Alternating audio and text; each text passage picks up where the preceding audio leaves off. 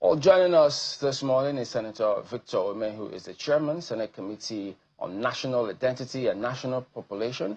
He is also a member representing Anambra Central of the Labour Party.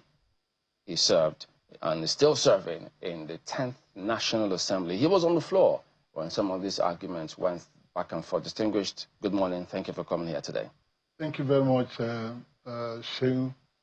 Thank you very much, Chamberlain and Maugbe. Well, brothers. Well, brothers, it's fine. I'm in the studio. Well, the same family. To come. The same family. Very much understandable. I'm sorry about that. No problems at all. How do you feel about this decision by the president to assent to the bill? They're signing the bill. It's law now. Yeah, there's no surprise that it will be so.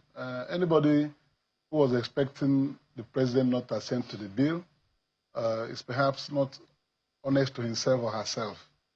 The whole process was predicted to end this way, and that's what we have seen. All the arguments or controversies that trailed the amendment, particularly the most controversial clause, that is Section 63 of the Electoral Act of 2026 now. In 2022, it was 65.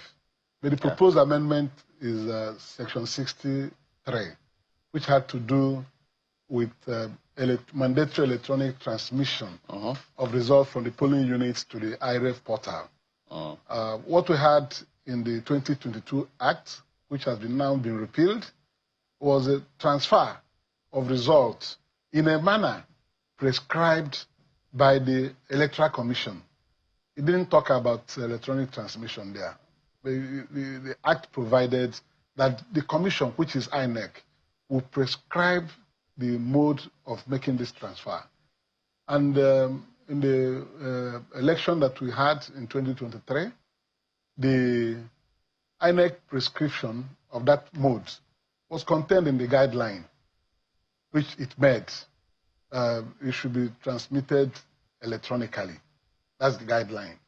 But in the Act, it says it is the INEC that will prescribe the mode.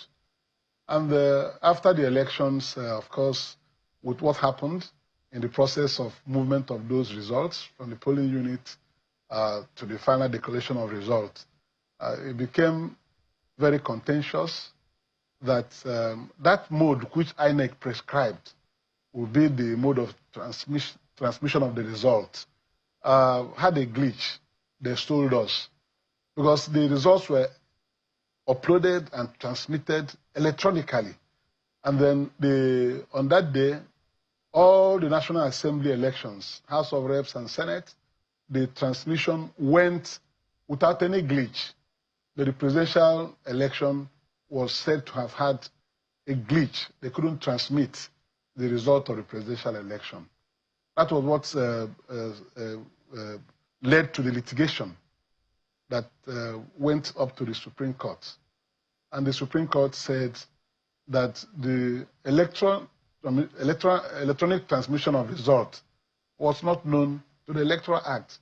Lawyers have argued, even legal luminaries have argued, that the prescription which INEC made, that the result should be transmitted electronically, was a power it exercised by the Act, which gave her the power to prescribe the mode. So it is lawful. The Supreme Court said otherwise, that electronic transmission was not explicitly stated in the Act. So that was what led to the failure of the litigations that went up to the Supreme Court.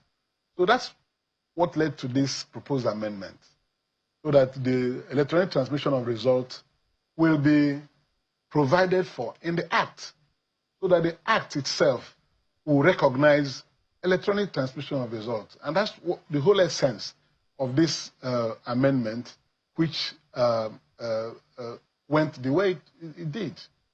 So looking at the whole thing now, there is no way one, seeing what played out in both chambers of the National Assembly, one will not be expecting that at the end the president will veto the National Assembly or say that he doesn't want to assent to the bill, because everything was tailored to meet a certain end.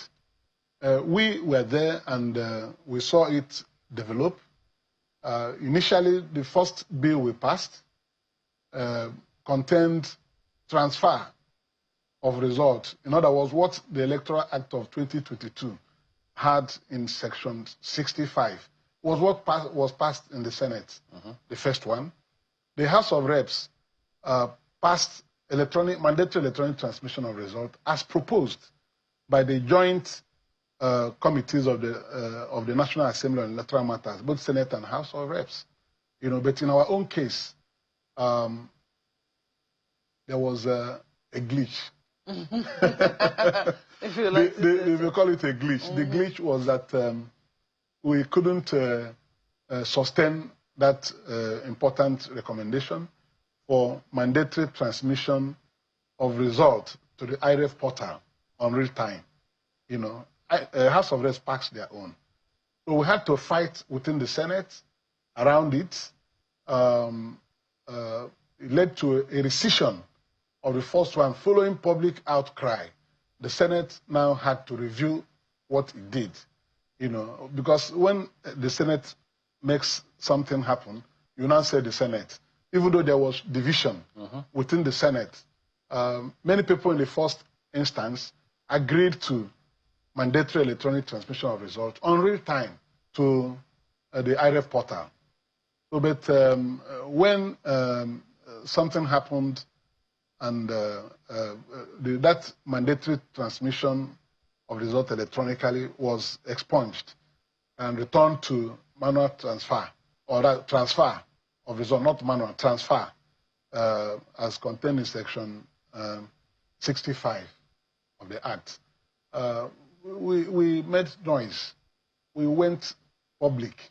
We said that wasn't what we agreed to generally in the Senate executive session by the ad hoc committee set up by the Senate to review what the Electoral Committee had done, which was in tandem with what the House of Rep had already passed. Then now we came back. It was rescinded, and electronic transmission, which they said earlier on that they didn't remove, they had now to agree to put electronic transmission. But with a proviso now. Yeah. It is the proviso that sparked another round of controversy, because we disagreed with that. Proviso, if you make a law and say that provided that there will be no communication failure. In other words, you're already proposing that there will be communication failure. In my view, and many other senators felt that it was a speculative provision. That proviso is speculative. It's not certain. You say where there is communication failure. Yeah, but Senator, so that has opened the door. Couldn't the senators who opposed it, do you think they did enough? Because those who thought, if you felt it was ambiguous and speculative, couldn't you have said, okay, well, if the majority of them are bent on leaving this proviso there, in other words, then tell us specifically what is going to be the major determinant of when there isn't any network? What standards, what measures should we adopt to know so that somebody doesn't wake up in the last area and say, there's no network, I can't upload this. So and then that is the reason why we opposed it. Because when you say, once this happens, you now jettison electronic transmission. What we have done is that open the door back to anybody who will now claim that there was no communication, there was no internet or communication availability for you to upload the results. So what it follows is that somebody can claim that and then do a different thing. There's no way you can hold somebody tightly to it that he must or she must agree that she has network or anything. So somebody can just claim it. No, Senator, we all know that we can. There are certain. We're not in 1900. I mean, technology is so advanced now. You could even right there where they stand, you could see the speed test. You could see what facilities are there. You could see, because INEC keep telling us, and they keep repeating it, They've had several reports. These things are possible. So if lawmakers knew that, look, this is a loophole, then they prepare them and tell us, look. No, the people who were opposed to it, who are proposing that there will be network failure, are the people that will be answering questions, not those of us who know that indeed INEC has been conducting elections and transmitting results electronically without any difficulty. No, I'm just looking at the second option, for instance, yes, because if they were insisting that this proviso must be there, because right now, just as you said, it's speculative. Anybody can wake up and say, oh, there's no network. How do you determine? Yeah, but there has to be. Network has failed. Exactly, because if the senator said that you people called the telcos, and then they all came to that conclusion, we were not strong enough, these things cannot happen. Who called them? In the release for the Directorate of Public... There was nothing like that. It is a self-prepared... Senator Bamidele's statement. Self-prepared. It's good that you are quoting those who say so. They are the people you will hold onto account over this issue. In 2023 general election, all the results were uploaded successfully. We are 109 senators. We have 360 members of the House of Representatives. This election took place with the presidential election on the same day. And all of us, 469 of us, came to the National Assembly through electronically transmitted polling booth results to the IReV portal. So if we were able to achieve it in 2023, why should somebody in 2026 say that it is no longer possible? What has happened to the infrastructure with which those transmissions were done successfully in 2023? And we arrived in Abuja here, 469 of us, through that process. So somebody is trying to be economical with the truth, trying to make a case to sustain the sabotage, because this is sabotage. No, not all of you. Not all of you came the same day, unfortunately, because it would appear that in some instances the results were contested. Because and clearly it would appear that what the process that INEC put in place also helped some of the senators or let's say lawmakers argue their cases effectively, so much so that eventually they were able to join you. A case in point, Senator Natasha Akpoti-Uduaghan, whose results, were not declared at that time. Somebody else was declared as the winner. But let me bring... no, but the foundation was already there. The foundation was that same election conducted on that day, that particular 25th of February. So I think it also goes to emphasize the human factor, which the president already made reference to. Yeah. That, it is human beings that would declare this thing at the end of the day. And, it is still human beings we have to interface with, which brings to the fore this question of human interference. There's something you said, and I kept on saying, who is the question that needs to be asked here? You said this was the result of, this was we saw this coming. It was going to be, this was the result which the process was tailored to achieve. Yes. And I'm wondering who was tailoring this process? That is the question that you haven't quite. When you say was tailored, is it tailored by members of the National Assembly? Were there external influences tailoring this process? Who exactly was pushing this, engineering it? The answer is obvious. If the House of Representatives passed this amendment without any modification, they passed what was gathered from the public hearings and joint sessions and stakeholders' consultative actions. They passed it. Then the Senate did not pass it that way. They changed. And so people were saying that, oh, there will be now a conference and harmonization committee. I remember appearing in another television show in Arise News with Ruben Abati.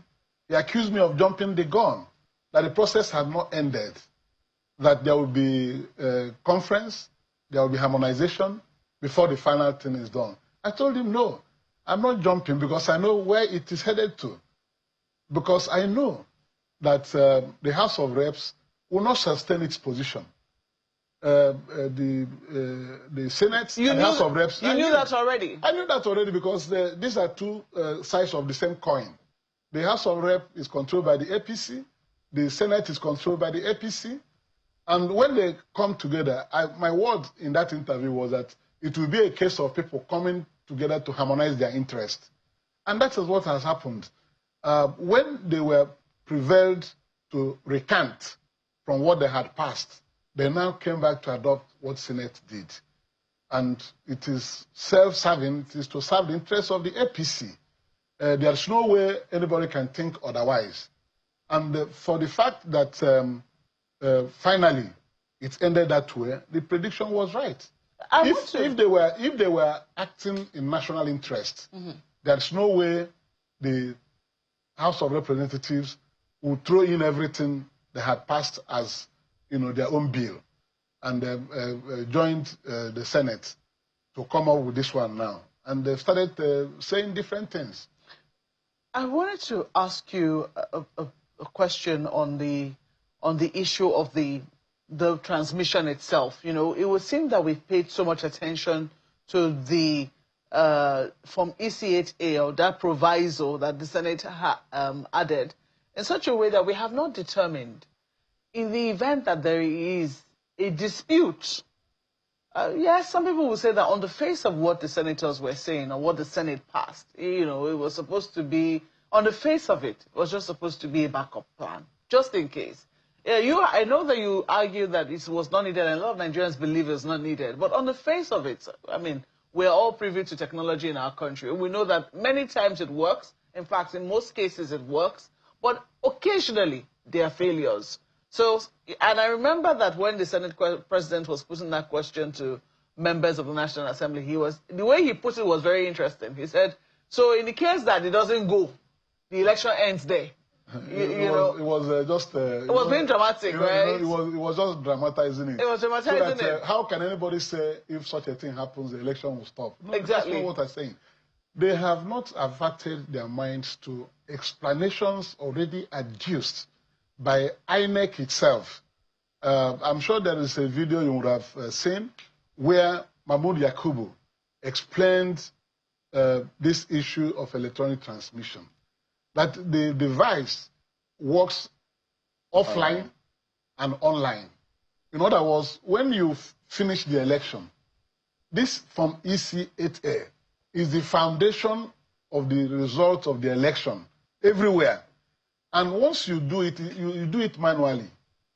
Once you count the votes, like the president said, you record it, sign it by the presiding officer, agents of the parties sign, and then copies are given to party agents. That is the foundation of the result. The issue of electronic transmission to IReV portal is a safeguard. Transmission of result to the IReV portal is not a collation. So when they are talking about manual collation and all that, it has never changed. So what the result that goes to the IReV portal secures the EC8A. Indeed. Indeed. So that when you are doing manual collation from the ward to the local government, because the polling booth results, once you snap them and upload to the IReV portal, you have secured that EC8A. So if you go to the ward collection center and you add figures that are not correct with what are contained in the EC8A that's in the IReV portal now, yes, the result will be different. Will be different. And I think that is from where elections are rigged. So during collation. Distinguished. I think that one more important proviso was not added, perhaps in the argument for this e-transmission, which is where there is a dispute between what the physical form is saying and what has already been uploaded, because it still makes compulsory uploading, compulsory transmission. It is that, okay, when we don't see it, then we revert to this. But when there is a dispute, when you eventually get to the collation center and maybe everything has already been uploaded, I want to believe that by the time everybody gets there, the results should have been uploaded on the IReV. Now, if you bring a physical form and there is a dispute between what is on the physical form and the IReV portal, the law doesn't state clearly which one should be accepted. Of course, it was stated there that the EC8A result shall be the primary result that will be used in that collation. But you see, it doesn't work like that. I'm taking part in the election. Let me tell you. Just a moment. The ECHA is the primary.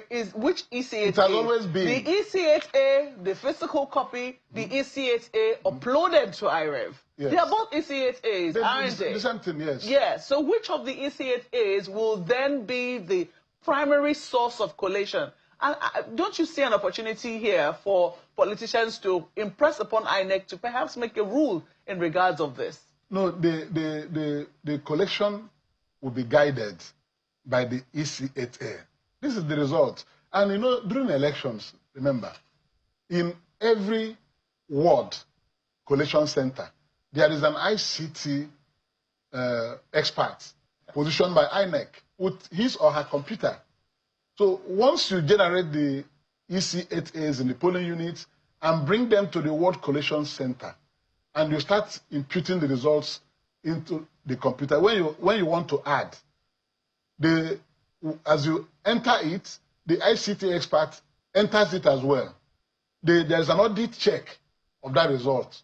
Assuming the ward has 20 polling units, by the time you put in the results of the 20 polling units as contained in this ECHAs gathered at that collection center, you must agree, because the ICT expert who is there will be putting it as the other man is, the presiding officer is, or the ward collection officer is making entries.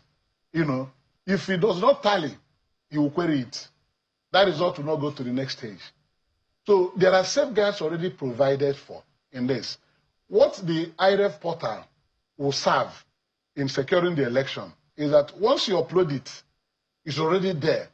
And when you are doing collection, and somebody brings ECA, don't you know that people print result sheets?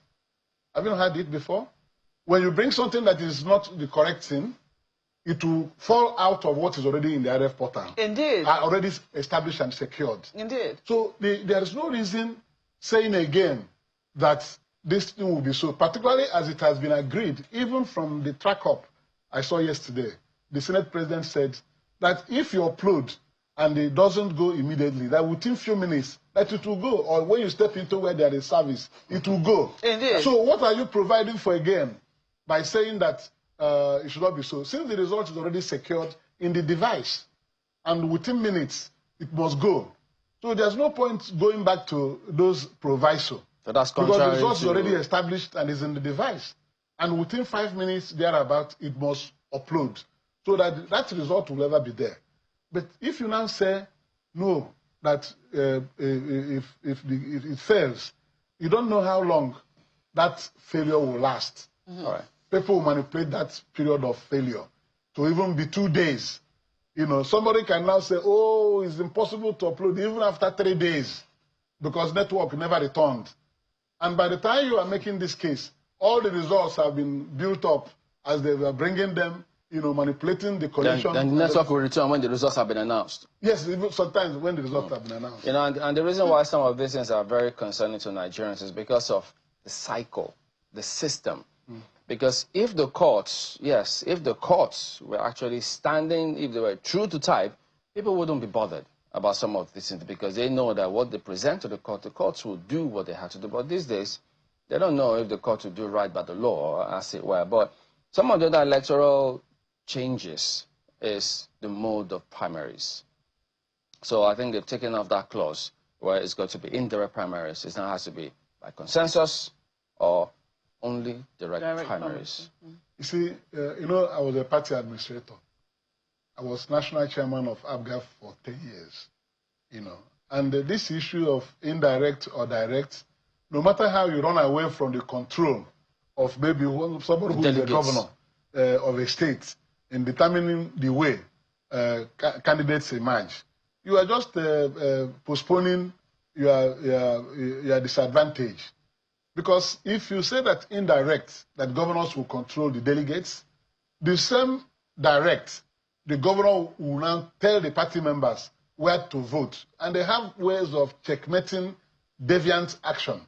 You know, if you are the chairman of the local government, the governor facilitated to become the executive chairman, on the day of primary, direct primary, you must deliver who the governor wants in that mass movement of party members to go and queue up and all that. So you cannot even eliminate the influence of the governor.